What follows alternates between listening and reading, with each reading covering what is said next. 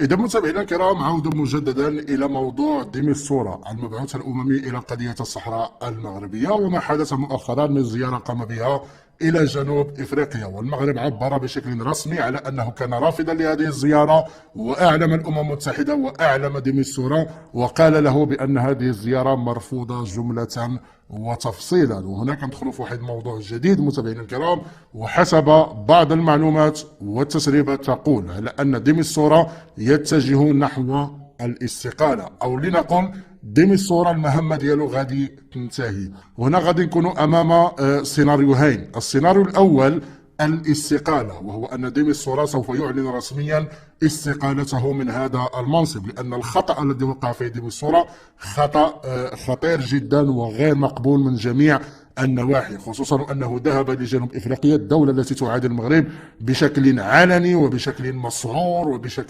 وتعلن دعم مرتزقة البوليساريو من جميع النواحي.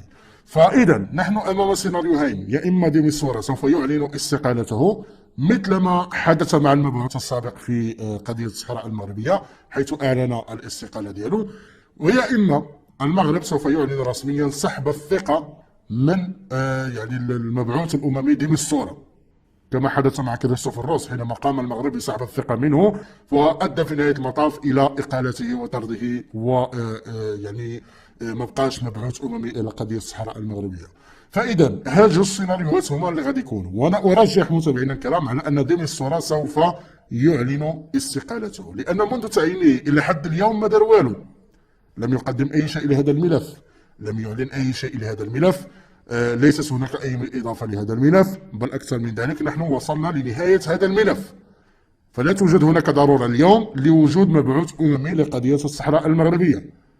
فبالتالي من المرجح بشكل كبير، ومع هذه السقطة المهنية التي قام بها ديمستورا، أن يعلن استقالته تماما كما حدث مع المبعوث السابق.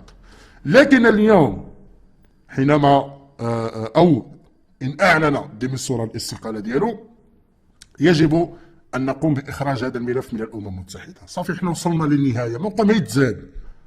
هو الآن كاين مبعوث أممي، ماذا قدم؟ لم يقدم أي شيء، وليس هناك ما يقدم أصلا. المغرب في صحرائه والصحراء في مغربها، الآخرين بغاو ينطحوا راسهم على الحيط، ينطحوا راسهم على الحيط. عندنا اعترافات دولية، عندنا قنصليات، عندنا يعني السيادة على الأرض، عندنا كل شيء. فبالتالي هذا الملف لا يجب أن يبقى في الأمم المتحدة. وحينما نتحدث اليوم عن استقالة ولا سحب الثقة من ديمستورا، فما خصوش يكون هناك مبعوث آخر لقضية الصحراء المغربية، خصو يكون هذا هو النهائي، هذا هو المبعوث النهائي، لأنه في نهاية المطاف كما ذكرت لم يقدم أي شيء لهذا الملف، فهو زيارة هنا وزيارة لهيه، الهضرة هنا الهضرة لهيه، تصريحات هنا تصريحات لهيه. لكن هل قدم شيء؟ لم يقدم أي شيء، ولن يقدم أي شيء، وليس هناك ما يقدم أصلا، لأنه كما ذكرت قضية الصحراء المغربية قضية منتهية.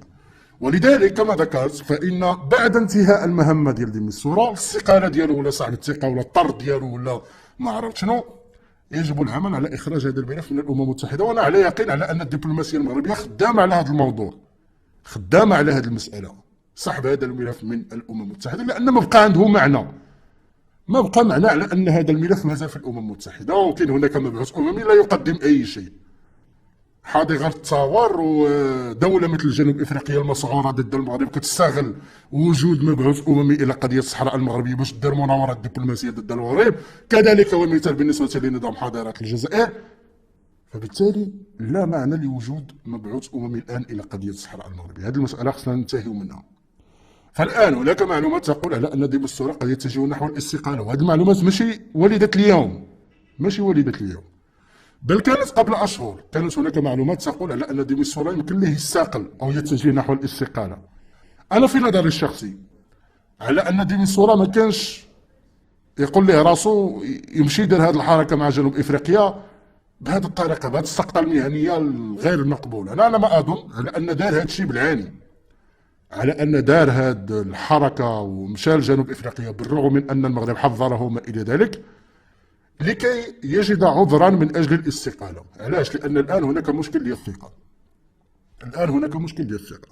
التصريحات ديال عمر هلال كانت تصريحات قوية ووضعت النقاط على الحروف. المغرب حذر ديمستورا من أنه يمشي لجنوب إفريقيا، وديميسور عارف على ان جنوب افريقيا كتدعم بشكل مسعور مرتزقه البوليزاري ونظام حضارات الجزائر ضد المغرب. هذه مساله معروفه. فانا ما اظن حسب الاعتقاد ديالي الشخصي على ان ديميسورا دار هادشي بالعاني باش انه يعلن الاستقاله ديالو، ولقى الحجه باش انه يعلن الاستقاله ديالو. لان حينما غادي يكون هناك مشكل ديال الثقه، والمغرب يعني اطلق تصريحات قويه عن طريق عمر هلال ضد ديميسورا، الان ما غاديش يكون هناك مجال للثقه ما بين المغرب وديميسورا، فبالتالي يمشي على الاستقاله ديالو وهنينا مع صداع الراس. ولكن كما ذكرت استقاله ديميسورا معناه على ان هذه القضيه خصها تحيد من الامم المتحده، وما يكونش هناك مبعوث اممي جديد ولا صداع الراس ولا ما عرفت شنو مسلسل اممي وصداع الراس. صافي الموضوع انتهى، ما كاينش هناك مجال للنقاش في هذا الموضوع. اعطينا الفرصه للمسلسل الاممي، اعطينا فرصه لمبادره الحكم الذاتي، اعطينا فرصه للحوار، اعطينا. الطرف الاخر ما بغاش، سالينا الموضوع. والسياده المغربيه خط احمر ما فيهاش نقاش. المنطقه العازله اللي كتدخل كيتبندر، الاقاليم الجنوبيه ديالنا ما شاء الله والحمد لله خدامين عليها، كنبنيوها البنيه التحتيه والمشاريع وما الى ذلك. انا لا بغيت من غدا نمشي للداخل ولا نمشي للعيون ولا نمشي للسماره ولا نمشي لاي منطقه في الصحراء المغربيه، ما كاينش اللي يقول لي لا. فبالتالي سالينا هذا الملف. على المستوى الدبلوماسي بطبيعه الحال هناك امور اللي خصنا نشتغلوا عليها، وهذه مساله عاديه جدا. على المستوى الامم المتحده مازال هناك امور اللي خصنا نشتغلوا عليها باش ننهيو هذا الملف على مستوى الامم المتحده. وبالتالي سالينا سدينا. شنو بقى؟ ماذا بقي في هذا الملف؟ علاش هناك مازال مبعوث اممي في هذا الملف؟ إذا اتجهنا نحو سيناريو الاستقالة ولا سيناريو سحب الثقة، فهذا خصو يكون آخر مبعوث أممي إلى قضية الصحراء المغربية. في المستقبل إذا بغى شي حد مبعوث أممي إلى قضية الصحراء المغربية، كاين الدرون. الدرون أنا أراها من بين الكفاءة المهنية والتقرير المصير والحريات وما إلى ذلك، وهي الأجدر باش أنها تكون مبعوث أممي لقضية الصحراء المغربية.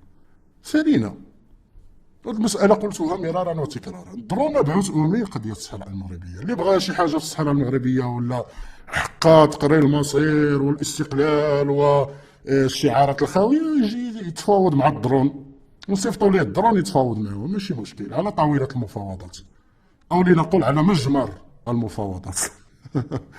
فعلى كل هادشي اللي كاين متابعينا الكرام، هناك بالفعل بعض المعلومات اللي كتقول على ان ديميسورا يمكن على انه يتجه نحو الاستقاله، او تكون هناك او قدر يكون هناك سحب الثقه من المغرب لديميسورا. لكن على ما اظن ان السيناريو اللي غادي يكون يعني النسبه ديالو اكبر من انه يتحقق، وهو ان ديميسورا يعلن الاستقاله ديالو بشكل تطوعي تماما كما حدث مع المبعوث السابق.